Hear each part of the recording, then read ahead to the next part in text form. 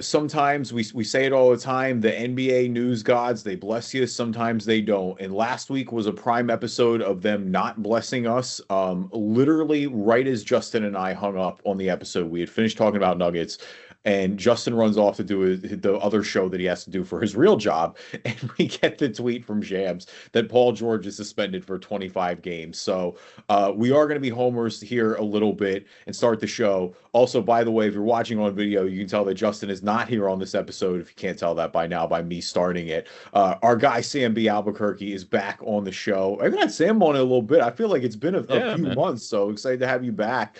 We'll get into the full intro and do all that in a little bit. But yeah, a double dose of Sixers because we're going to be heavy on trade deadline in this episode as well. But, I do want to start with the Paul George suspension, 25 games. And then the other big Sixers news then was at the trade deadline, going with that as well, the Jared McCain deal. Jared McCain off to OKC for a Houston first round pick. And it's a second rounder as well.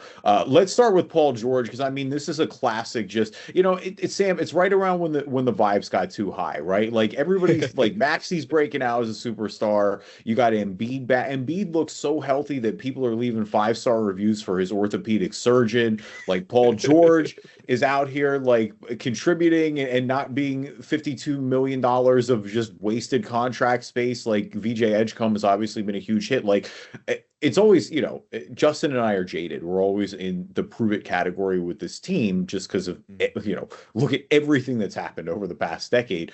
But, the vibes were noticeably trending better. And then bam, here we go. 25 game suspension for PG. The oddest thing so far is like, they haven't really exactly said what it was for, but it doesn't feel like this was for like HGH or like some sort of steroid or anything. Like it seems like, I don't want to speculate too much, but it seems like, again, he got popped for a banned substance. He's going to be out 25 games. He took responsibility for it right away, but I think it was 2 games after he broke the franchise record for like most 3-pointers made in a game. And so again, like, Paul George has not been exactly peak Paul George on this team, but he's played the role they've needed him to play if they're going to truly make a run for this and contend. And it is. It's a huge setback. So that's my question is has he really been a different player than he was last year? Because the numbers don't say that it was. Is it just because VJ Edgecombe and Tyrese Maxey have been the I guess the front and center of this team and it has allowed him to take a tertiary role or a role as the 4th best player when Embiid's healthy and going out there? Because that's really the point of this, because he's been a markedly worse player than he was when he was with the Clippers and with OKC. So my question more is it just because of his role and that because last year was so bad you had lower expectations for him that the vibes were higher? Or is it because of the VJ Edgecombe and the Tyrese Maxey, step up? Because I just don't see him as being the same player he was. And so thinking about it from a perspective of where this comes in the timeline of the Sixers and how fun they've been, it was like, okay, hold on, let me pause and really just look at Paul George and not the circumstance around the rest of this team, because ultimately he's been a $52 million disappointment regardless. Yeah, no, he's never going to be worth $52 million. I think a lot of it speaks to him being the 4th option, where I think a little bit. And yeah, the Edgecombe breakout and the Maxey superstar leap have definitely like made the vibes a lot higher for sure. There's no doubt about it. So I think it's a combo. It feels like he's been more efficient. He definitely started a little bit slow to the season, but it feels like he's gotten into rhythm more. He's definitely more decisive. And again, yeah, they're overpaying for him to be a 4th option right now. Yeah. It's a Tobias Harris role. No, Tobias would just completely vanish at times. It's funny though, because Paul George mentioned, but it's the same concept is what I'm saying. Obviously, he's a better player, especially career-wise, better than Tobias. But that idea where he's the guy who's going to get you over the hump and not be the superstar, but you're overpaying him regardless. That's what I mean by the Tobias Harris. Yeah, and look, like there's definitely disappointment from when he came in. Like I think no matter what, we're all like, Paul George has regressed. Like you're right. He's not even the player he was with the Clippers. And I think that really would change things a little bit. But this season, at least it just feels like he's had moments and flashes where he's given you that. His net rating with Embiid and with Maxey, where they're all on the floor together, has been really good. Like the chemistry feels like it's there where it just wasn't last year. I bring up the story because like the funny story and PG said this on the podcast, was when it was going around, is that, it was ironically during the Eagles parade, like Paul George got caught in traffic, which is so funny. Like that's such just a hilarious story that Paul George, new to the city, gets caught in the middle of Eagles parade traffic. But the point is, like, somebody kind of yelled at him. It was like, yo, if you were going to play like this, we just could have kept Tobias. And like, that really got to him, man. He really like went to the gym and like locked in for the summer and was like, wait a minute, I can't go out like this. But poor no, Tobias Harris, man. I think he's still in the league. No, he's not poor, Sam. League. That's the point. Is he's made a lot of money. He's made too much money. He's not poor. If anything, he's not poor. But that's what the management always Tobias. fails. Well, management always failed it. Tobias is always a good dude, but the management just overpaid for Tobias Harris. Like, I remember getting that. I still lived in Orlando at the time. I remember waking up to that notification. That was like a 2 a.m. trade. And I was so mad. I was so mad. Because, like, people, OG listeners of this podcast, I'm talking way back, like when Tobias was on the Magic, I used to get a lot of flack for saying that Tobias Harris was an empty calorie guy and that I don't think he impacts winning. I kind of. He does if he's your fifth option, right? Like that's sort of how. I don't even think even he's your fifth option. I think if he's like your sixth or seventh option, you don't need him to do anything outside of like Tobias failed as a fourth option on this team. Like what? See, this is the classic Kevin trope. This is the best thing to do ever. Whenever you talk to Kevin about basketball, just bring up Tobias. It's like pulling a string, and he'll just go on. It's amazing. And so I just to bring it back to the Paul George thing, because we can go on this diatribe about Tobias for hours. But with the Paul George thing, the thought that I have when you sent over the rundown, we're kind of looking at what we're talking about. Is this the worst thing? Like take the McCain trade out of it, because I think that there's a conversation with that. But with him out, it means 25 games of him resting and preparing for when you do make the playoffs, because regardless, it seems like you're going to make the playoffs. Go make the playoffs. Or the play-in. I would rather have a rested Paul George with what I think is like a month and a half or a month left of regular season play to get back acclimated. And it's not like he's hurt, so it's not like he can't work out and he can't stay in shape. And you're paying him $52 million. Oh, I guess he gets suspended, so he doesn't get that money. But I don't think it's the worst thing for this team, who is predominantly like always hurt, always dealing with injuries. Like, can you suspend Embiid for a little bit too? No, I kind of agree, actually. Like, I didn't want to. They need one of them to play. Like, you don't want to mess around with the position too much. I mean, they're in sixth right now. Like, you do want to avoid the play-in ideally, but no, sneaky. Like, I don't want to say this is a blessing because they were starting to get the chemistry together, but you're right. I mean, given the mileage on Paul George's tires, given the injury history, shutting him down for 25 games and then having him ideally come back for the playoffs rested and healthy is not the worst thing in the world. That's a little more of a blessing in disguise. What's not a blessing in disguise is the Jared McCain trade. The Jared McCain trade is absolutely fraudulent, and Daryl Morey needs to answer for his crimes. Josh Harris does too here a little bit. Listen, as soon as Paul George's salary, because you're right, like that impacts the cap. Paul George is not getting paid. I think it was like he loses like $10 or $11 million because of this. Is what I saw. Yeah, and so because he loses that 11 mil, the Sixers then, mind you, after know what the worst part is, Sam? Embiid called them out for being cheap. Like, they've done this for years where they've tried to duck under the luxury tax. And Embiid said, hey, we've done that for years. Like, let's hope that we don't hear, I would prefer that we don't go under the luxury tax. And, we know how it is with Embiid. Like, who knows how long this run of healthiness is going to be. Like, you got to go for it while you're there. And what are they doing? They're ducking the luxury tax by selling Jared McCain to Oklahoma City. And it's not even the fact that it's under the tax was so egregious too. It's that, Daryl Morey tried to first spin it and say that, oh, well, we were going to use we were going to trade Jared and we were going to get other pieces. So like, all right, great. You didn't end up actually doing that. Like, you're basically the only roster move that came out of it was you converted Dominic Barlow from a two-way contract to a regular NBA contract, which good for Dominic. He's played well this year. He deserves that. But like, what are we doing? And on top of it, it's like you had a guy who we're coming off his first year. I know there's been some injuries, but for the first 4 months of the season, he looked like rookie of the year. Nick Nurse has had him all over the rotation this year. He hasn't really had any sort of consistent playing time. And oh, by the way, these vibes, which everybody talk about, the guys love him. Like, he was a well-liked figure in the locker room by all accounts. I understand that the emergence of Quentin Grimes in Philadelphia has made McCain a little more expendable. But this is the prime example of just selling low right now on somebody that you didn't really need to at all, who's still on a rookie sale deal. Like I don't. it's not good management.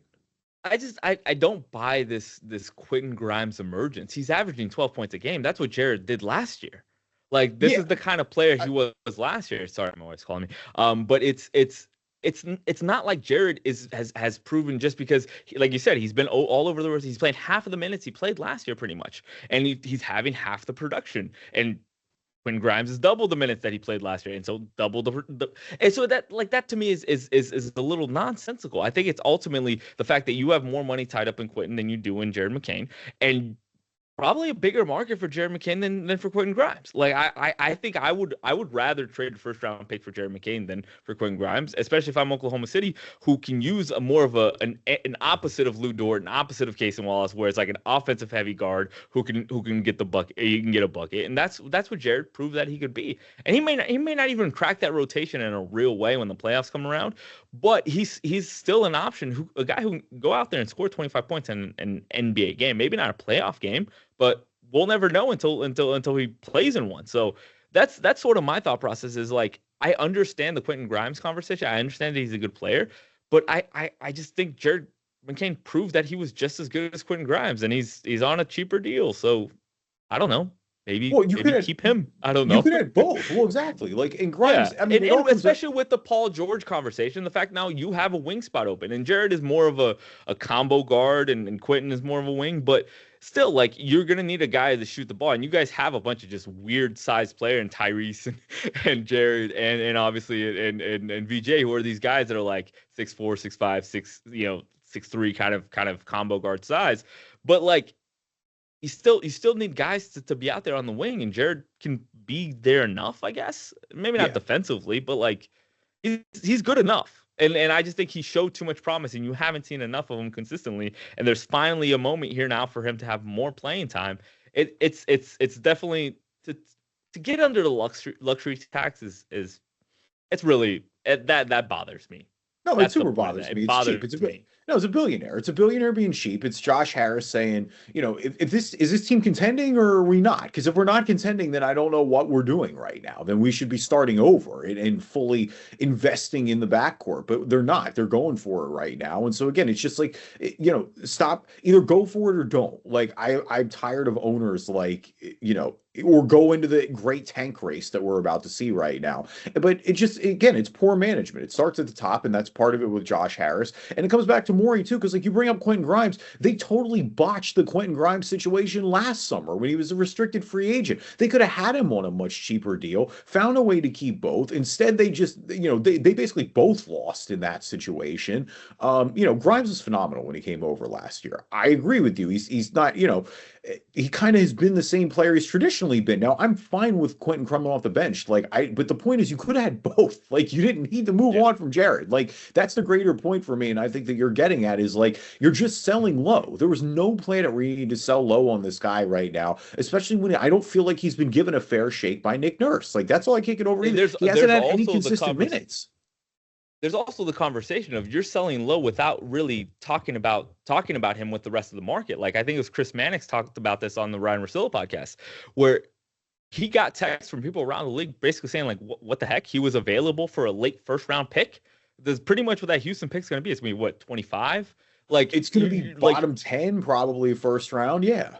Yeah, and the thing is, like Mannix made the point on the podcast, if you redraft that draft, McCain goes top 10. So you're talking about a guy who was probably a top 10 caliber player. You're trading him for a late first round pick, which I understand why Philadelphia wants.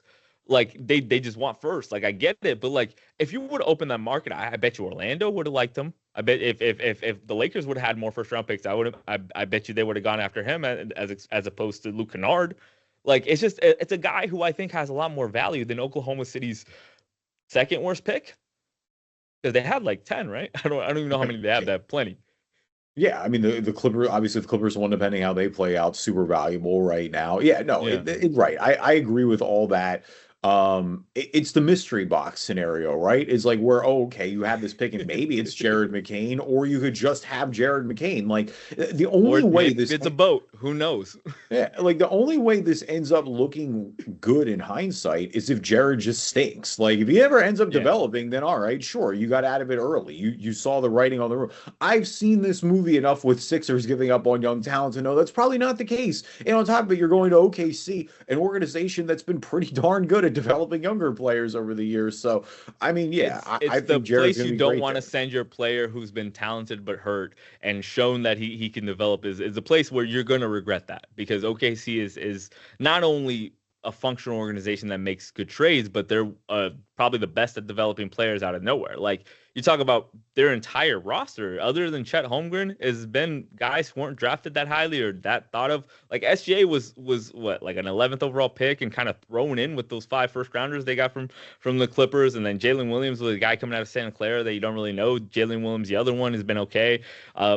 Alex Caruso was an undrafted guy that came from the Lakers. Like there's just a bunch You're giving them a lot of credit for Caruso. My guy had a full career and a max contract We're from the taking Bulls. Caruso. I'm not giving them credit for We're developing taking Caruso. He's ours. Yeah, for sure. But it's just like it's a bunch of unheralded guys who developed under that coaching staff and that organization. So a guy who's shown some skill in the NBA can't stay healthy. I don't know. Just it sounds like you're gonna regret it. That's all. I think you agree with what I'm saying. I very much agree with what you're saying. Trust me, this is why we are jaded. This is why Justin and I are jaded, because I have seen this movie before. You are not gonna get. I mean, listen, 4, 5, 6 years ago, you could have got me to buy right into the vibes, and I'd have been flowing. You could have told me and said it's our year. You are not gonna. The Sixers could be in the finals, and I still wouldn't believe that it's our year. Like it's just That's me. I'm the wrong person to talk to about Sixers positivity. That has fully been beaten out of me, and so I'm not going to sit here and act like the Jared McCain trade is good, because I know how this is going to end up. I hope he's like, I have nothing bad to say about the kid. I hope he succeeds. Like I'm rooting for him. Seems like a genuinely cool kid. Yeah, I mean, yeah, shout out to him. I really will miss. I mean, even the way he exited the exit video where he was singing to us, it was just like all of it was on brand. I will miss our TikTok king. Welcome everybody to the Drive and Dish NBA podcast. My name is Kevin Rafuse. Justin off this week. Full disclosure, that's kind of my fault a little bit. I'm not gonna lie. Like I was the one who couldn't record Saturday, and then Monday rolled around, and like we kind of got busy a little bit. So don't don't blame Justin. I guess I will take the responsibility for that. But we got our guy Sam B. Albuquerque here. Follow him on Twitter at Sam B. Albuquerque. Big J journalist back in the building. On a personal front, I'm very jealous of, as if you're watching on stream, of the ESPN Orlando 580 rest in peace hoodie that he's got on. Pretty much, I think everybody, well, yeah, AM 580. I mean, AM 580 is still chugging. I mean, it's still there. Like they got it, 580 and 107.3 if you're still down in Orlando. Yeah, I mean, pretty much. I want to say every guest we've had on in the past year worked with us at ESPN Orlando essentially at some point, but like, yeah, pretty much like it's more crazy to think that we all worked in the same building at one point. That's kind of wild, but like, yeah, I mean, me, you, Nick, guys have heard Chase on the podcast. They've heard Chris on the podcast. They heard Lewis started working for the Magic. I can't even have Lewis on the podcast anymore. I wish I could have our guy Lewis back on, but Lewis got all professional on us, so. Yeah, now Lou's a media professional now. He can't be messing around with us crazy folk over here on the pods. That's what I mean. I mean, especially Justin. Justin's gonna get him in trouble with all his anti-Magic takes, but that's all right. We're a little more pro Magic this time around with the two of us on the podcast. Leave us a review on iTunes, good or bad. We will read them on the show. If you're not an Apple user, Google Play Store, Spreaker, Spotify, TuneIn, Amazon Music, Player FM. Wherever you get your podcasts, you can find us. And of course, you can watch the podcast as always. It's on YouTube. Just search Drive and Dish NBA Podcast. You'll find all our episodes there. And now a word from our sponsors. All right, so coming back, I mean, I think for everybody, and I mean, no Luka Doncic this trade deadline, unfortunately for you. I can, but needless to say, very fortunately for me. Yeah, but needless to say, it's still a pretty eventful one without a doubt. A lot of big names going around, and for one that was quiet initially. I mean, for weeks we talked about Trae Young had been the only big name that had been moved so far. I had full disclosure. I mean, I was going to start with Anthony Davis. I feel like I was going to go AD Harden and then go to Jaren Jackson, but then we get the news today that Jaren Jackson will be out for the rest of the season. Of course, that is post Utah trade here. So that, of course, Jaren Jackson, John Concar, Vince Williams Jr., and Jock Landale are headed to the Jazz. The Grizz get Kyle Anderson, George Niang, Taylor Hendricks, Walter Clayton. The Lakers 2027 first, top four protected, and then either the Cavs, Timberwolves, or Jazz's 2027 first, whichever is more favorable, and the Suns 2031 first round pick. The Jazz are fully in the tank right now. They had an absolutely egregious tank loss the other night where they're up. I think they were up 17 points going into the fourth. Sat Jaren, sat Lauri Markkanen, sat Yusuf Nurkic, and found a way to lose that game. Respect. I mean, listen, we're still building here a little bit, but I mean, this was a surprise. I mean, listen, we knew Jaren Jackson might be on the market. Like the reset in Memphis is not surprising at all, especially with all the Ja Morant rumors. I mean, I feel like that became clear as soon as they moved on from Desmond Bane and moved him to Orlando. But I don't think there was any world where we expected Utah to come in and make the swing for this, especially with like we said, for a team that it feels like it's trying to lose games right now. Like Jaren Jackson, well, when he was playing at least, I guess now that he's not playing, it's not a big deal. But like Jaren Jackson is not a player who's going to help you lose games. Nope, and they saw that last night against the Kings. He was pretty fun in that game. And I think that's probably why we hear the news today. And I don't know. Ultimately, I just get to a point where like it's the first reaction I have is the one that of the guy who lives in Orlando. Like Desmond Bane's the one that's going to get the biggest haul out of these three guys. Like that's a little ridiculous to me. He was never, in my opinion, ever thought about as the best guy on this team, this Memphis team with Triple J and Ja Morant. So that's the first initial thought is like, wow, Desmond Bane's going to be the one that gets traded for all this stuff and not Jaren Jackson and not Ja Morant. That's interesting. The second thought is, okay, if they can get one of these top guys coming out of college next year, the Jazz with Triple J, with Lauri Markkanen, with Isaiah Collier and Walker Kessler, and you just kind of start going through the list of players they have. I'm like, these are pretty good players. You talk about Ace Bailey, who I loved coming out of a high school and college, and it's just one of those things where I'm like, that's enough. That's enough to start getting really excited about a young team. Because none of these guys are wily veterans. They're not the James Hardens of the world. They're not the Anthony Davis. Like Triple J is what, like 26, 27? He's, he has some injury history, but he's still relatively young. Lauri's still relatively young. And they've had some experience throughout the league, and made a couple of playoffs and, nothing deep, but like it gets to this kind of mold. I'm like, well, if Darren Peterson is the second coming of Kobe, if Cam Boozer is whatever Cam Boozer's supposed to be. Even I saw him in high school. He was a phenomenal player. I actually love his little brother or his twin brother a little bit as well. Or AJ DeBonta, who's obviously has the Utah connections.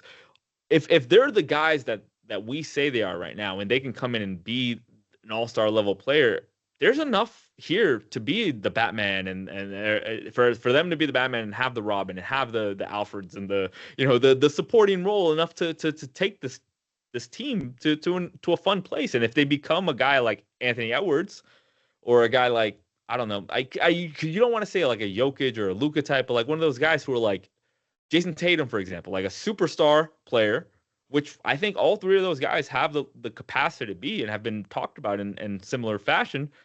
This Jazz team might be closer than we think they are. And that depends on them getting that pick though. And so this is why we see Triple J sitting.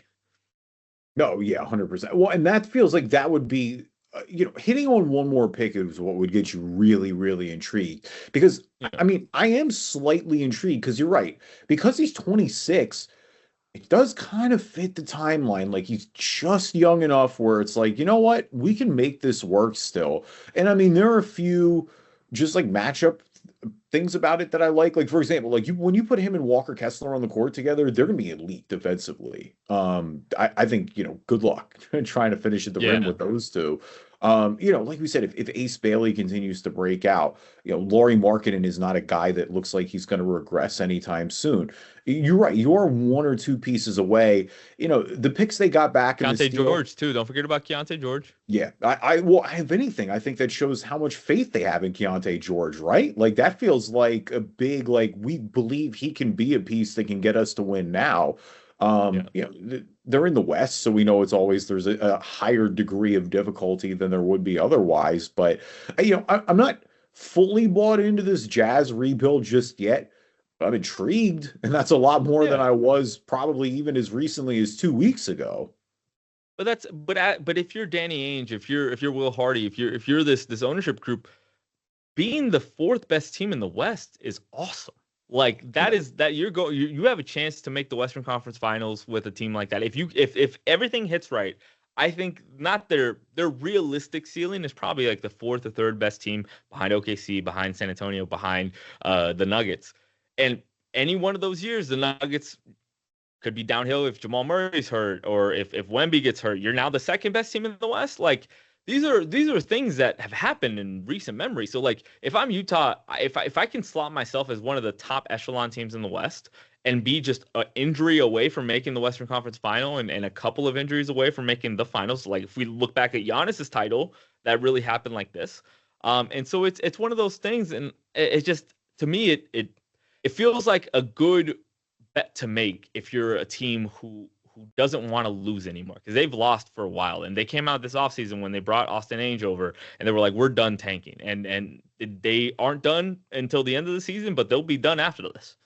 Yeah, and that's the thing is like this is fully like trading for Jaren Jackson is a shift into okay, we're gonna try to start winning sooner than later.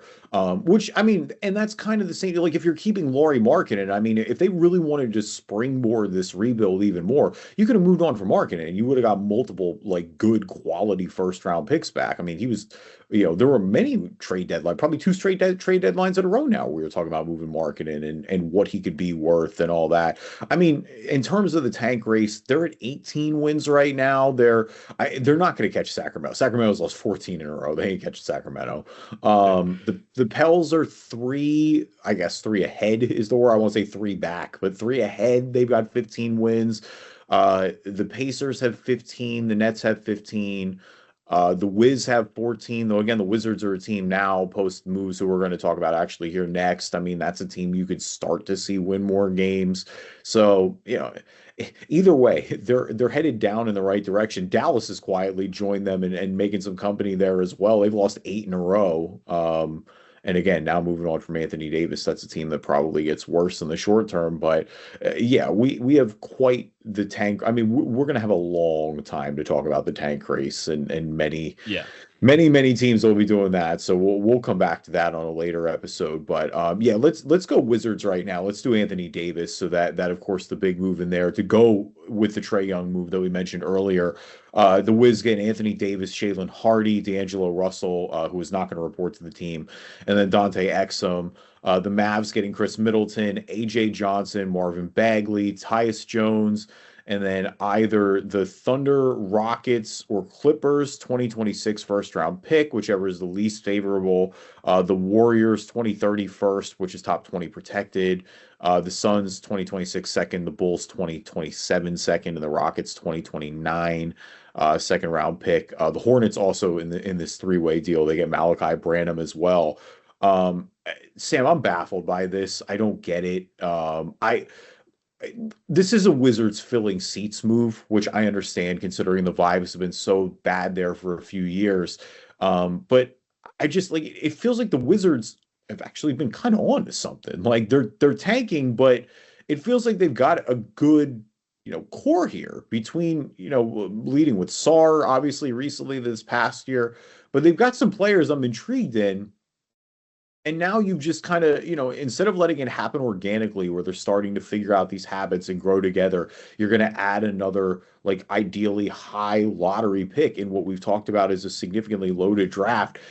Now you pushed all in and got Anthony Davis and Trae Young, which is great. You're going to be better, but why, I guess is my point. Like what, how much better are you gonna be to justify trading for Anthony Davis right now, who at this point in his career is a very much a win now player? So this is to me, this is like the anti Triple J like trade, right? It's almost the opposite in which way where like you're making a trade not to be on the precipice of competing for a title or on the edge of having some luck and chips falling your way and you being able to get there. It's you're doing this to be mediocre. Like the ceiling is positively this team is 500, Yeah. a little 42-10 or 42 and 40. I mean, like there's no real scenario with Anthony Davis being the player he's been for the past 5 years, and Trae Young being the players he's been for 5 years, and even if Alex Sarr's this guy and Trae Johnson's this guy that we think we in the very best imagination of these guys they could be, and Bilal Coulibaly is actually kind of a fun player too. Like if they develop in short term what we think the best versions of themselves, this is a play-in team, maybe a 6 seed on the very, very most positively positive end of this. Like you'd have to have a decimated East like you do this year, plus those guys hit very well, plus Anthony Davis stay healthy, plus not have everyone hate playing with Trae Young, because that's what happens when you play with Trae Young, because he takes stupid shots. It just it's way too many variables, way too many. The probability leans way the other way of you just being probably a below 500 team, probably a back end of the lottery team, which is pretty much purgatory. And it's just like, if that's what the Wizards want, okay, like be the Bulls. Go ahead, be the Chicago Bulls. It's been a fun whatever since Joakim Noah and Luol Deng and Derrick Rose have been there. It's been a fun 10 years of being mediocre. But like it's just one of those things where it's like, what are you doing, bro? Like I'm not okay with betting on being mediocre. I'm okay with betting on hey, if this goes right, we're kind of right there, which is what I think the Jazz are doing. And you said right now, you said you think the Wizards were going to be better. I would bet right now this season they'll be worse. This is a very interesting trade where both teams get significantly worse within the season, and obviously that a lot of has to do with AD playing and them acclimating Trae Young and all these players, and obviously Russell not showing up is hilarious to me, just because I had to suffer through the D'Angelo Russell mess twice, by the way, as a Laker fan. And the first time around, it was almost fun. It was almost like I could see it, and I was just Lakers optimism for me. But it's just I don't understand what anyone's doing here. And also, like on Dallas's end, I understand you're trying to get rid of him because you want to tank, but this deal would have been there in the summer. He wasn't gonna play. Like if he did play with whatever, you're talking about contract extension, that kind of stuff, and Rich Paul's putting some pressure on you. Like I understand Nico's not in the building anymore, but like, come on, man up here. Like deal with the stench of stinking here. Like a real NBA franchise. Like do what these other teams have done, and really just kind of deal with the fact that you're gonna be bad and you have an unhappy superstar and you're gonna have to trade him. But it's better for the franchise, I think. And so that's ultimately my thing, is like, maybe he plays for 2 weeks and he shows flashes that he's healthy again. And you can sell the idea of that, oh, yeah, he's been working out in the summer. He's going to come in great shape. And you can get a little more for him.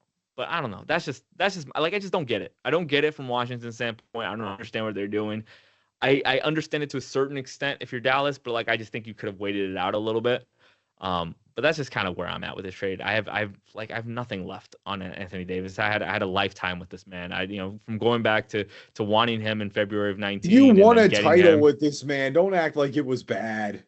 It was, the title came in the first year, and then the rest was just downhill, Kev. Like sure, we do that trade all over again. We're very happy to have him. He's a great Laker, blah, blah, blah, blah, blah, whatever. But what have you done for me lately in those past years? And obviously he got us Luka, so we're very excited about that. But like, I'm just over it. I'm over the AD show. Like, he was never a 1A type of superstar to me, and he wasn't that when he was in his prime. He couldn't carry a franchise in the Pelicans to where they needed to be. When he came to LA, he needed LeBron to be that 1A guy for him. And ultimately, his injury history has caught up to him, and he's going to be remembered as an all-time talent, but probably not an all-time player. That's just kind of where I'm at with him.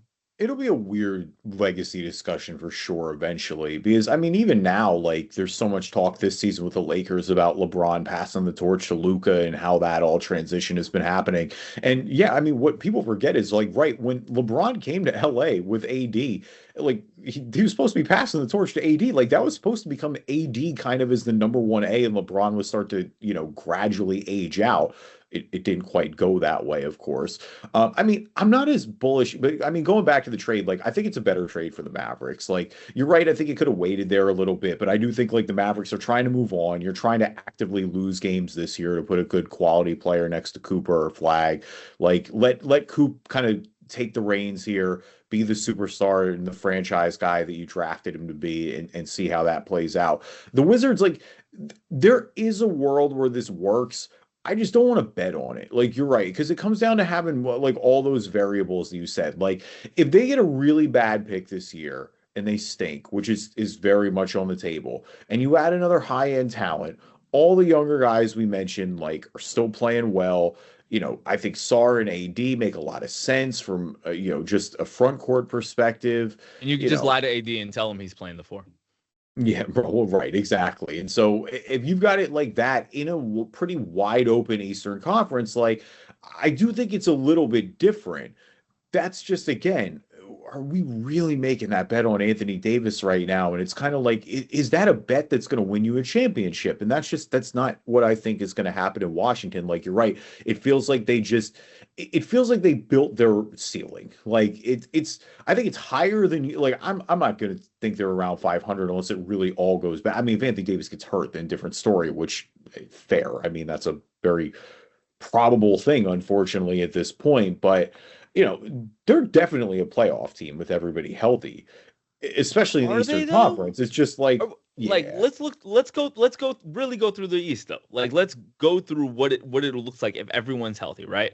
Okay, Hmm. Detroit, clearly a better Yeah, team. been great this year. Boston, even not with Jason Tatum healthy, clearly Yeah, a better team. The yeah, Knicks, clearly a better yep. team. Cleveland, clearly a better team. Now you're talking about the fifth spot. I would still take Orlando, Philly, and Toronto over them. And then the way Charlotte's been playing, that's about 8 teams right there. So Yeah. I'm solidly like ninth, and then like I have some optimism about Atlanta. I have some optimism about Miami. Like it's just ultimately like they could be looking into the plan, and I really think everything goes according to plan. I think they could still be a play-in team at their Yeah. at their best.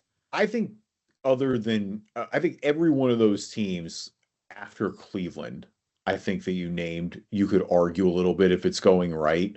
But like we said, we're one injury away. And mind you, it's not just Anthony Davis, it's Trae Young too. Like we're Yeah. one injury away from one of those guys going out. And then right, all of a sudden, like this can get ugly and you're in the play-in situation it's with the amount of money that you're giving up too. Like you're gonna be paying Anthony Davis not like he's 58.4 million in 2026 and then 62.7 million in 2027. That's a lot of money, Sam. Like that's And a and lot of and money if Anthony Davis is healthy. so so we forgot two other variables. Indiana healthy with Zubac and Halliburton coming back next year. So that's Yeah. easily a fifth right Yeah, it'll there. be better. And then if Milwaukee somehow convinces Giannis to stay and figures something out, there's a chance that they're better too. I'm so sick of it. I'm off to just I mean, like I don't want to have that conversation either. I'm just throwing it out there. no, I get it. We even joked last week that we were going too far with Giannis, and I'm just like, I can't talk about Giannis for another week. Like it's one of the few times where I'm just like, Giannis is staying in Milwaukee.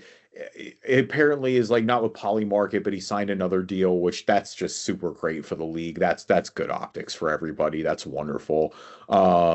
Yeah, but anyway, I digress. No, there's no Bucks talk this week other than the fact that they just stink this season, and it's crazy to Yeah. me that they're not even going to make the play in. Let's go to Cleveland and talk about this James Harden trade because this one's intriguing with the Cavs getting James Harden and the Clippers getting Darius Garland and the Cavs 2026 second round pick. For both sides, really. And we'll talk Clippers a little bit because I want to go back to that Zubac trade. But for Cleveland, it's a team who I've been pretty down on this year and who it feels like desperately needed to shake up more than anything. This is a big one. Finally moving on from Garland, bringing in a guy like Harden who has been scoring well this entire Yeah. season, despite his age, like still finding a way to get buckets. And I mean, look, like James Harden is who he is at this point. Like we know what it comes with, but in an area, he doesn't need to be the one here in terms of scoring with Donovan Mitchell. If anything, I think they're going to have to learn how to share a little bit. Harden's been asked to do a fair amount of the offensive share, but it's certainly a guy who can play the point here a little bit for Cleveland. It's crazy because the joke has always been James Harden's defense, but like I do think he's probably a better defensive player than Garland is too, just off his size alone. I'm interested. I want to see if he can unlock Evan Mobley too. Like that's going to be, Mobley's continued development is going to be the key for Cleveland, but it does feel like this Cavs team has a little more juice than it did a few weeks ago. So with the conversation about James Harden, I think there's two sides to it. There's the side where you look at it as it is, which is, him on this team on the floor playing games this season and moving forward for the next couple of years. And you see the fit. They have two bigs who are great lob threats. He can handle the ball and he can play make. They could stagger minutes with him and Donovan Mitchell. You have a closer in Mitchell where you don't have to worry about him being the clutch guy in playoff situations. You have enough shooting around to space the floor. It makes sense from a basketball fit. And it makes sense from a timeline fit. This team wants to compete this year. This team wants to, honestly, with a lot of conversation about going into this year, especially the way that they played last year in the playoffs, knocking out the Magic, it really, to me, was like, okay, this, with everybody hurt, they could be what Detroit actually turned out to be, right? If everyone was healthy. Like, that was sort of, to me, the optimism coming in with Cleveland. Like, Atkinson's going to figure this out. This team's going to improve. Garland's going to come back healthy. He wasn't healthy last year. And so you understand from that point, that perspective, why James Harden makes sense on this team. And to me, in a lot of ways, he's a better fit than Garland is, just because he gives you a little bit more versatility on the offensive end than Garland. He surprisingly plays more than Garland, which is, when I looked at the numbers, I was like, okay, like he's been there. There was that Philly year, I think he only played 21 games or something like that. But for an older guy, he's relatively durable and he's a big, thicker dude. So you don't worry about him like getting knocked, a couple of knocks here and there. But from a perspective of team building, long-term view, understanding how players age and grow, my viewpoint of the Cavs were always like, Donovan Mitchell's not the centerpiece. It's Evan Mobley and it's Darius Garland. Those guys you build around. You bring in Donovan Mitchell to help them take that next step, and then Jared Allen helps that next step. And it was always, to me, like centered around those guys. And over the past couple of years, Mitchell's kind of taken the reins of this organization in a way that is LeBron-like in a lot of ways, where he's kind of dictating things and from rumors and conversations about things that they wanted. And it feels like that, to me, is a mistake. Like, I love Donovan Mitchell. He is a great two guard, but if he's your best player, your other four better be really, really good if you want to win a championship. Even though he shows up in the playoffs, he doesn't carry teams to championship. He's gotten teams to, the second round when he was in Utah. It was a couple fun series there. But I don't make this bet from a team building perspective so that Donovan Mitchell can carry us to the finals, because James Harden's not going to do that. Evan Mobley hasn't proven to do that. Jared Allen's a great player, hasn't proven. Even though Sam Merrill had like 32 last night, it was phenomenal. He's not that guy. So like, what you're saying, that if you're Kobe Altman, if you're Dan Gilbert, if you're running this organization, it's like Donovan Mitchell is our best player. We're committing pot heavy into this, and I think that's a mistake. I don't think that's the right decision. And I'm not saying you don't trade Darius Garland. I'm just saying that you take it slowly. You use Darius Garland to get Giannis. You use Darius Garland to get a piece that becomes your centerpiece, right? You trade extra picks. Like, I don't love the idea of Donovan Mitchell being the face of the Cleveland Cavaliers moving forward, especially because he's been a guy who's flirted with other organizations, predominantly the Knicks. And so it's a strange bet if you're Kobe Altman. You're essentially saying we're good enough this year if we have a second guard who can average 20. And I don't think you are. I don't think you are better than Detroit. I don't think you might be better than Boston right now. And you're definitely not better whoever else is coming out of the West. So this short-term bet makes sense because it maximizes the capacity of this team this year. I just think from a team-building philosophy, it's a mistake to center your team around Donovan Mitchell. Yeah, and maybe it is. And I mean, that's what they're going to find out. Because I mean, I think they've done a good job at appeasing him, like you said, because I think a lot of flirting has slowed down. Like it does feel like he's For very sure. committed to Cleveland right now. He's been signing in deals. Like you have to unlock this core and decide what it is, because they're not going to rebuild right this second, and they shouldn't. They're still too young with No, Mobley, yeah. with too much potential there.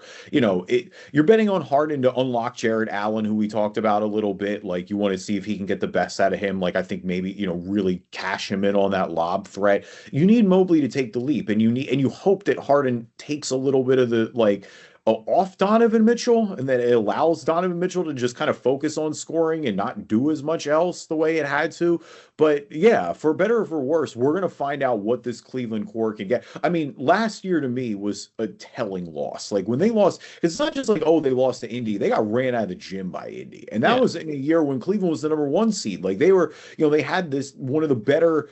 I mean, I think that was their best franchise season in regular season history. And that's for a franchise that's had LeBron James, prime LeBron James, for a large number of years. Like, So you're right. Do I know that that's the right decision around Donovan Mitchell? I don't know, because there is a very, it's been a trend now, because at Utah, those teams were arguably even better than some of the ones he's had in Cleveland, and they weren't able to get over the hump. Obviously, in Cleveland now, they're firmly in the category of, I need to see it in the postseason. Like, not even a yeah. regular season, a good regular season doesn't even impress me with this franchise anymore, even with them kind of trending in the right direction. It feels like they're going up, but yeah, I don't know. I mean, we're going to find out what this team is made of real quick, because if not, like they can't afford to take another first or second round exit. If they take another one of those where they get ran out of the gym again in the playoffs, I do think you need to start having way more like existential questions about, what are we doing with Donovan Mitchell? What are we doing with Evan Mobley? Like, should we,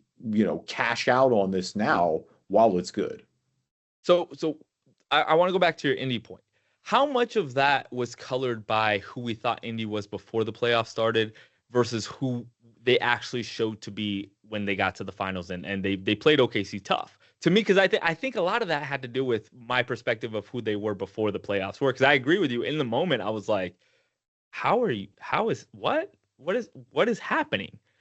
But when you reevaluate how good this Indy team actually was and how far they fell with Halliburton Yeah. out this year, it kind of shows you how great of a player and how great of a team they were last year. And obviously, the coaching edge is always going to go to a guy like Rick Carlisle. I'm one of the biggest Rick Carlisle fans out there.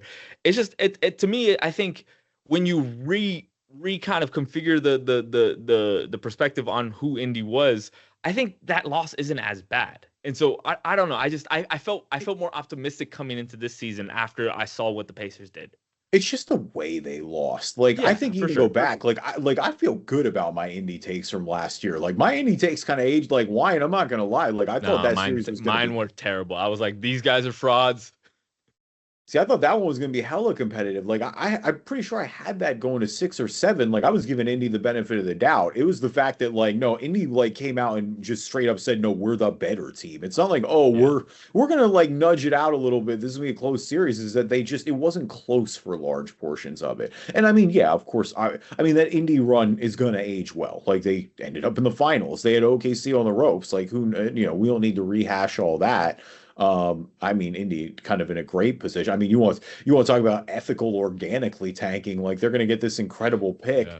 especially if they shut Siakam down too, and then it's like, oh, by the way, you're going to get Halliburton back next year. But no, I mean, we need to find out what this Cleveland team is going to do here sooner than later. I just think that's the most important, and I think we will with Harden, for better or for worse. I think with this team, Yeah. we're going to find out what it is here sooner Well, I than mean, later. this year they're going to be good. They're going to be. Harden's averaging 25 a game, and he's what, like 35? I don't. He's old. That's for Yeah. sure. And he fits tremendously. When you talk about the offensive end, and you mentioned it defensively, his size is helpful for a team that he's replacing a guy who was smaller and didn't defend well either. And so it's a net neutral when on the defensive end, and it's probably a positive because he's actually playing. So on the court this year, it makes more sense to me. And I could see it being a success, but like ultimately it's not going to get you a championship. And at the end of the day, it's going to probably end up with you paying James Harden way more money than the Paul George contract essentially. And it just turned out where you just kind of are the same team all over again, because I don't think you can win with Donovan Mitchell as your best player. And Yeah, I just kind of land on that. no, I'm inclined to agree with that as well. flipping the coin a little bit, going to the Clippers now, making the trade for Harden, who's been, are you all right? My my World Cup poster fell on me. No, that's what I'm just making sure that was all right. I look up and I'm like, oh my God. I thought that might have been like some heavier like plywood at first. I mean, oh yeah, no, seriously. Gee, Also did the stole frame this hold from up? the. Yeah, I mean it's got a crack in the middle here. Oh, there's a big piece of glass missing, I think. Oops, I gotta Oh, find that. No, yeah, it's we still here. should. Never mind. Never mind. It's here. It's just this. Anyway, I also took this from the ESPN studio. Oh yeah. Nice. World Cup 94. I love it. Yeah. Um, Oh, hey, look, you're the Lamar Jackson bobblehead you gave me is still here. nice. All right. That's a classic. Not maybe I don't know how that aged this season, but yeah, there he is. There's our guy. I got Sam that for one of his last days we worked together. You got me the Um, Hector Bellerin too. I still have it, yep. but my son broke the leg, and so it doesn't stand up. So I put it somewhere else. It's in this room. I just don't know exactly where it is. I'm good That is though. That ironic. is That is really, ironic that your son broke the yeah, soccer player's leg. That yeah. is rather yeah, for the Clippers on the other side, going to get Darius Garland, for a team that again not hard resetting, but for a guy, I mean, I'm still high on Garland. I think he's got a lot of potential, and I think Garland can go play more of a traditional point guard role here, the way that he was unable to do in Cleveland. So I think that's a good swing for them. But I mean, not just that, like I mean, they're moving on as well, like going to get Matherin from the Pacers, who I think showed a lot, obviously, in their run last year. The Clippers moving on from Zubac, who's obviously been, I mean, he's been a staple there now for a little bit. Yeah, I don't really get it in a lot of ways because it ultimately like you're not. I don't think you're. When I say get it, I mean more the Zubac trade than the Garland trade. The Garland trade I get 100% just because you're getting younger, you're getting a player who's probably producing similar levels. He has some injury risk, but you're not really going anywhere, so there's a reason to take that. Almost like the opposite of the Shai Gilgeous-Alexander trade, where you're getting a guy who could end up developing into a really really quality player. Um, the other side is the Zubac trade because I feel like Garland and Zubac would go really well together. And you think about the way Kawhi plays, you can use that extra big body. I feel like that trio makes a lot more sense than you getting Matherin. I'm not really sure why you make the Zubac trade because you're not tanking. You don't have control of your pick. So why would you tank? Kawhi is actually healthy. Like this is the first year Kawhi is actually fully healthy for the predominant, and he's playing really well. And so like I'm just confused as to the thought process on the timeline when it comes to the Zubac trade. I understand the Garland trade, especially because if Harden if Harden turns into what he usually does when he doesn't want to be somewhere, or you say you're not going to pay him, it could really mess with an organization. So getting out of that quickly makes some sense to me because I don't want to pay him the Paul George deal. They've already shown they don't pay guys Yeah. who are older like that. So maybe that's a good way to get out of him. And I don't know if the Zubac trade was just like, hey, we could possibly get a fifth, sixth, or seventh or eighth overall pick. So let's do this real quick here. Maybe that's what it was. And like I understand if you can get one of those guys at that spot plus a Ben Matherin and whatever else they get, which I think is a 2030 first from Indy. Like it's not like they gave up nothing to get Zubac. It's not like when the Lakers traded Zubac, it was literally a salary dump, which is still something I'm very mad about. And Magic Johnson, he doesn't get away with that highway robbery either. It's a little confusing because the Clippers are a confusing organization, and this is what they do, I guess. Yeah, I mean, it's so the interesting thing to watch for next season is as Kawhi gets on and expiring, because like you said, with him playing so well this season, like if you want to truly springboard a rebuild, that's the way to do it. Kawhi on an sponsor or on expiring has a ton of Yeah. value. At that point, you bring in Garland, you're starting to get younger. You're going because I mean, the other part of me is even with them turning around, because they have, I mean, for as poorly as they started the year, they're all the way up to ninth in the Western Conference. They're 6-4 in their last 10. Golden State's a team that's trending downwards. So you could very well see them, up around 8. Maybe they push Phoenix and really make a run at 7. I think that's probably too tall of a task to ask at this point, but I think maybe that's where you go, hey, if we've got a chance to get a player who is significantly younger while Harden's been kind of good for the Clippers, honestly, like a better tenure there than I think most people expected. You know, Garland getting him, it just makes more sense if you're going to start over with this team. Like you said, it's a little confusing because it's halfway in between, but it feels like that's the way that the Clippers are going right now. But I get it more for them than I do for the Cavs. The Cavs are, I get the swing the Cavs are taking, but again, it's just hard for me. Like, Harden's not going to escape his playoff rep at this point, and this is a team that is desperately trying to win in the playoffs. Like, that's what they need more than anything. And again, I've seen this movie many times. Like, I've seen it firsthand. Yeah, it's ultimately it probably would have made more sense to trade Kawhi too, right? Like, if you could have gotten a decent haul for him right now, that probably would have made the most sense if you're going in this direction where you're trading what has been an all-star level player for you so far this year, and your best big, to just kind of get an injured player and a guy who's kind of who's an interesting player in Ben Mathurin, but is not a guy who's going to supplement either of those scoring loads that go with those two guys or their roles. It just turns into like, what are you really doing this season? Or are you just kind of throwing this season away? And Yeah. like, what are you betting on in the future? You're betting on Indiana being a little better than they probably are. I don't know. It's like, if you're gonna sell Kawhi. You could get a haul for him. You could, like, I know the Lakers would pay a pretty. I'd give you LeBron. Take LeBron. Take Austin Reeves for Kawhi. Take both of them. Like, that's what as a Laker fan, that's what I feel, especially the way he's playing right now. And LeBron's gonna leave. Austin's a free agent coming up next this year. I would have done that trade. Like, I think most Laker fans would have done that trade if we give you whatever we could at first. Like, I feel like you could have got a pretty decent return of stuff for the future and stuff to really build around.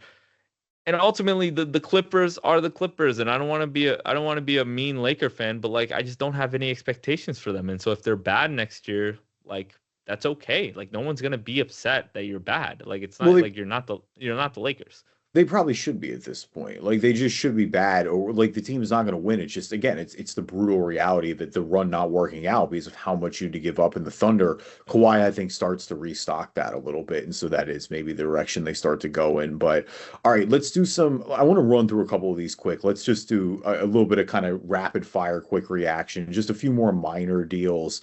The Jonathan Kuminga saga is mercifully over for everyone involved on both sides. He's headed to Atlanta with Buddy Hield. The Warriors get Kristaps Porzingis.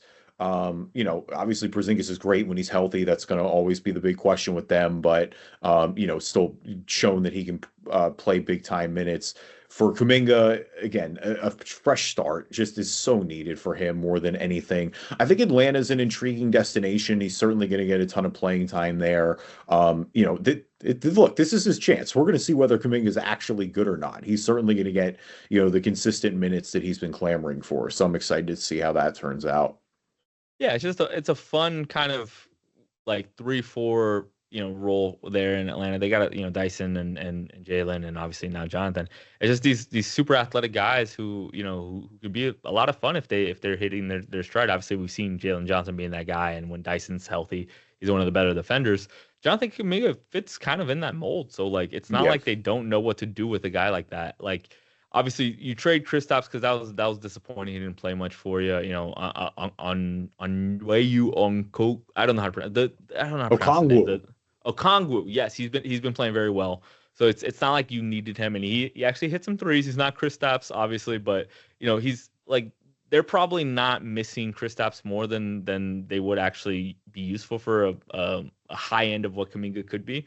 So I feel happy for him, and I feel very happy for Steve Kerr because that man did not like Jonathan Kuminga. No. I can't, like, obviously I'm not in that building. I'm not around that organization, but even all the way from the other side of the country, you can tell how much Steve Kerr did not like Jonathan Kuminga. And and when Steve, like, I hate whenever people talk about Steve Kerr like he didn't win 10 championships. Like, it's like you're gonna take Kuminga's side, like the guy who's literally done nothing in his NBA basketball career. I guess the guy who's won as a coach and a player and has been one of the best broadcasters when he was in the game. Like, Steve Kerr is a great representation of what the NBA is. Like, we should trust him because he kind of knows what he's doing, as opposed to the guy who's never won anything. I don't know. That's just We a should. diatribe I have. Yeah. It's also fair to say that they didn't really like give Kuminga a proper chance, and so it's But like how much of that do you think if Kaminga was the right type of dude when it comes to attitude and when it comes to fit and actual skill, don't you think Steve Kerr would have done that? Like I that's my thought think process. it's that That's weird what I think. but it's a two timeline thing too. It's when they tried to like kind of straddle the both the lines, and then all of a sudden the Warriors got winning But again because they there won was the years title. there where that two timeline thing wasn't actually true, and Kaminga could have been out there running the show when Steph was out, when Draymond was out, when Clay was a shell of himself. Well, Like it was I weird. understand in the totality, you're right, but like there were moments where he could have been the guy, and he just never was either not given an opportunity, which I ultimately lean to trust on Steve Kerr's judgment on that, or didn't take the opportunity because he wasn't that good of a player. So I mean, I, I don't know. I'm on Steve Kerr's side when it comes to this. He's one of my favorite broadcasters of all time, and I just genuinely think he's a hell of a coach. So I think I probably agree with you, but we'll see. I mean, how Kuminga does in Atlanta is going to be real telling here, yeah, real of quick. course.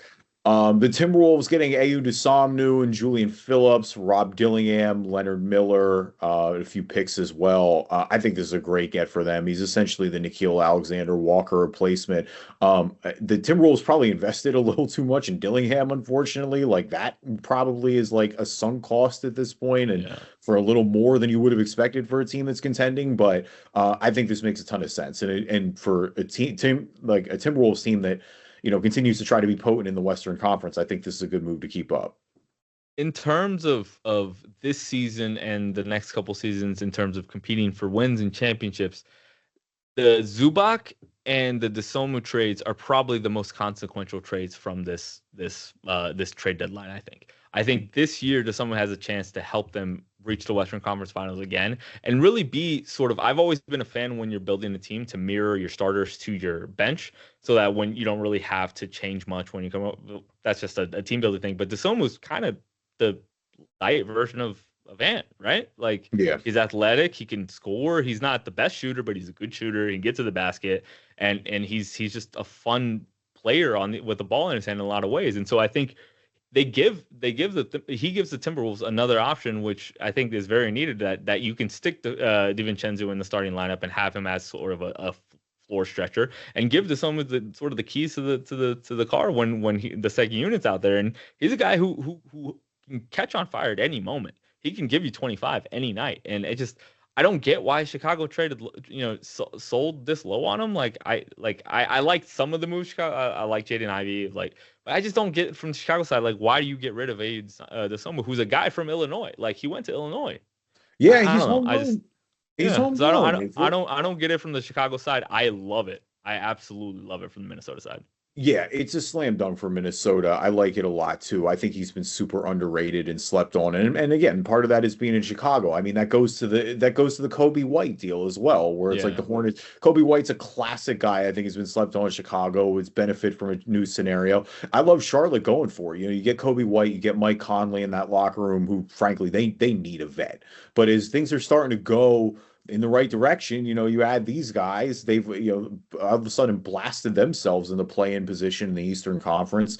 I think 9-1 in their last 10. Obviously, their streak ended the other night, but they, since Brandon Miller has come back, they've been phenomenal. I mean, the only bump in the road has been the fight with Detroit, which we're not going to get into too much. That'll be for another episode. But I mean, yeah, I like this move a lot. The Bulls get like Dieng and they get Colin Sexton, and the Nuggets 20-31 second, and the Knicks 20-31 second. Like, again, it's just like, what is Chicago doing? Like, I guess they're plunging themselves into the tank race, which is good because they've been, essentially running in place in the play-in for years. But no, it feels like Chicago undersold on everybody they had on the roster somehow. Yeah, it's that old kind of thought process of like you should have done this forever ago, but the second best time to do this is now. Yeah. So just pull the trigger on it, and it's like Chicago's Chicago. Like they're like it's an ownership issue. Like you're the one that always says that ownership is the biggest advantage a team can have, and Chicago Yeah. has the worst kind of owner, the owner that wants to make money. Not the owner who doesn't care, not the owner who gets over involved, the owner who prioritizes money over winning. And that's what Jerry Reinsdorf does. And that's why they're constantly a play-in team. They get that couple of checks from the playoff series or play-in series that they're in, and that's it. That's how they maximize the efficiency on making money. And that's what they did, but at least they're doing it with young players now, with Zealous and Jaden Ivey and who am I missing here? There's one more player on there that I like that I'm not remembering in Chicago. I'll figure it out later. But currently, yeah, it's Anthony Simons, I guess. Well, they just got Giddey, Simons Josh Giddey. now. Josh Giddey. That's what I was thinking about. Josh Oh, Giddey. yeah. Yeah, and so it's one of those, like, at least they have some interesting pieces. Like, I love the way Josh Giddey plays. He's a fun player to watch. Jaden Ivey has a chance to be an interesting NBA player, and ultimately I kind of lean on, like, okay, Chicago's being Chicago, so let's focus on what's actually going to affect the NBA, which is the Hornets. Con Knippel has transformed that organization, and Brandon Miller has become, even though Con is the most important, I'd probably say Brandon Miller is a better player right now. Yeah. And he can be an all-star level player. He could be a Paul George type player at his peak. And LaMelo we've seen what LaMelo can do. You add really NBA players with NBA mentalities and guys who can help in a locker room, help develop the mentality, which is to win, like Mike Conley and even Kobe White, who's been in the league around and is generally known as a pretty good dude coming out ever since he came out of North Carolina, which is another connection there, going to Charlotte. And so ultimately, I think they did a really good job here. Like, I get selling on Colin Sexton. Like, you bring him in, you kind of flip him for Kobe White. Kind of on the floor seems like a net neutral kind of flip. But I think ultimately for what they did overall and what the team is and what Charles Lee's doing over there, I think the Hornets are really fun. Yeah, no, they're super fun. They're an instant league pass watch these days. Like, I'm excited to see them make noise. I really hope it keeps up. It feels like they finally have something going there for the first time in ages. All right, the last one before we wrap it up. I do want to, I got to be a homer at the front of the episode. I'll let you be a homer a little bit here on the back of the episode. The Lakers bringing in Luke Kennard for some outside shooting, for the cost of Gabe Vincent and the Lakers 2032 second round pick. Shout out to our guy Vooch too, going to Boston. I'm tired of them getting away with it. We mentioned with the Simons trade. But yeah, no, your Lakers, how are you feeling with them right now? LeBron comes out and says they're not contenders currently. To be quite honest, I don't disagree. I think it feels like the Lakers are where they've been the last 2 years. They're definitely a good basketball team for sure. Like, they're going to make the playoffs. Maybe they win a first round series, but it feels like that's as far as they're going. I struggle with the Lakers this year because I should be happy. I should be enjoying this because this is a better team than when AD was here and those years before LeBron got here and even the couple years in the early LeBron run. And so I should be enjoying the fact that this is a quality playoff basketball team. But my Lakers exceptionalism, like, heart doesn't let me do that. I either want to be terrible and working towards optimism that way, or I want to be competing for a title. This is sort of Lakers hell in a lot of ways because this is, and I know that sounds really like the rich kid complaining about his car not being the like whatever, the BMW 7 Series, you got a 5 Series instead. It's like, really, shut up, kid. Like, you're a brat. Your dad paid for everything. That's kind of how I feel like right now when I'm complaining about the Lakers, because we're a playoff team. We're a good team. We have 2 all-stars on our team, probably a borderline all-star in Austin Reeves. We have some quality role players. We have a good coach that I enjoy the way he sees the game. Even the Luke Kennard trade, from the perspective of JJ Redick coaching him, I understand why you trade for Luke Kennard, because JJ probably sees himself in them and knows where he came from as far as the Duke connection and thinks he can get the best out of them. And so it's like there's a lot of reasons to be happy about this Laker team, and I can't get there. This season I get apathy when it comes to this team because it like you said, we're gonna make the playoffs, probably gonna lose in the first or second round. LeBron's going to say some passive aggressive stuff. Luka's going to get hurt at some point and probably get a technical for complaining about a call. And JJ's going to be on a podcast in the post game, which I enjoy because it's fun. But it's like when you're talking about losing the playoffs, it's less fun. And so ultimately, I get to a point where, like, can this be the season that LeBron leaves? Like, are we good with that? Like, is that what we're going to do here? Is LeBron going to leave at the end of the season? Because I think that's kind of what I want at this point. I Like think that's what everybody. I think that's what everybody yeah, wants. It's kind of like which it is feels like ridiculous. It's everybody. ridiculous. He's the best player of all time in a lot of ways. I'm a Jordan guy, but I see the argument in a lot of ways. Like he's still good. He's still a good basketball player, He's and it's 41 years ridiculous. old. It's ridiculous. It's a But I transition kind year, of want though. him to go. I just want him to go because I don't think we're ever gonna move past this level with him on this team, and No, it's it needs not it needs to be necessarily even his Luka's team. fault. It needs Yeah, to be Luka's team. They need to fully build the roster around Luka, which I think they started to this year. And like we need that LeBron salary is, slot too. We actually yeah. need that salary slot too. Like, don't Well, forget that. and right, that's probably the most crucial thing is it's like, right, this version of this team is not going to win. You can build the roster a little better around Luka where it makes sense. And it feels like you're going to shift into gears a little bit. For LeBron, it's like, yeah, if LeBron, if he's playing this point, it's strictly to win titles. Like I think he knows he's not going to win with the Lakers right now. If he decides to make another go of this, like yeah, go back to Cleveland or go just go chase five. I think that's just what it comes down to is like yeah, every season LeBron has left because I do think this is the first time too where like he's dropped a few hints. Like I don't know that he's going to retire, but it's the first time it's been like hey, there might only be 1 or 2 more years left of this. Like I know LeBron is Yeah. pretty immortal at this point, but it's like it does feel like, there's even been some stuff where even the family behind the scenes has been like, hey, all right, we're done here, right? Like we're kind of wrapping it up. So Yeah, let's you go don't want back to to take it for granted. Cleveland, do a farewell tour, have Bronny get traded over there, and just call it a career, man. Like have the farewell tour you deserve, which you deserve the biggest one since Kobe because you're that kind Yeah. of dude. And honestly, the Lakers aren't going to do it for you. Like the Genie's been you hear rumblings of Genie. Like we'll do it, but we're not going to actually do Oh, what he deserves. You and know I what I don't mean? want it's weird though, and it always goes back to that point too. And this again is just with like the Lakers being historically such a great franchise. Is it's like right, like it just doesn't feel like he's a Lakers guy first. He obviously won a No. title there. He's one of the greatest players in franchise history. And I think in a way, Lakers fans kind of did him dirty a little bit in that Oh, sense, for where it's sure. We like did. We did. but at That's the fair. same time, like, yeah, I will never associate LeBron with being anything other than a Cleveland guy first. Like, right, if Yeah. he's going to hang it up, that's where it should be. It would be a little odd for it to be the third tenure, but like, look, that team is good. It makes sense for them. Like, he could go make a run there in Cleveland with the state of the East right now and not having to get beat up by the West every year. So I don't know where it's going to end up. I do think this is the last year with the Lakers, though. I think that's the one Yeah. thing that is for certain.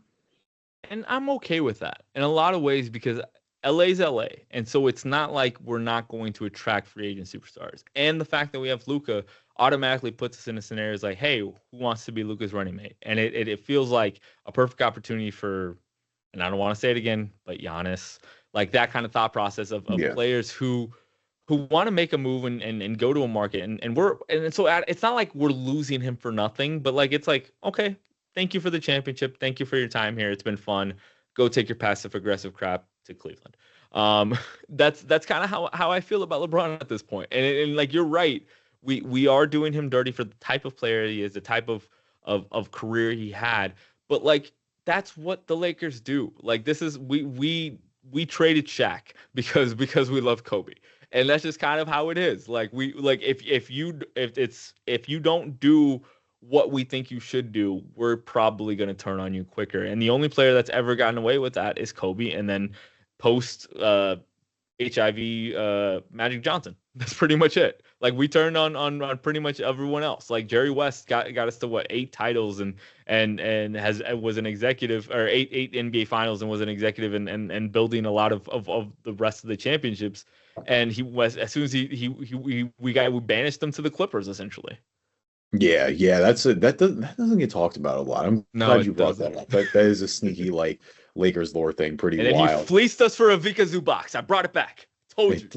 There you go. Bring it home. Ending it on a high note here, or maybe not, on the Drive and Dish NBA podcast. Thank you everybody for listening to this episode. We appreciate you guys as always. Shout out to our guy Sam B. Albuquerque. Thank you for coming back on, Sam. It's good to have you back.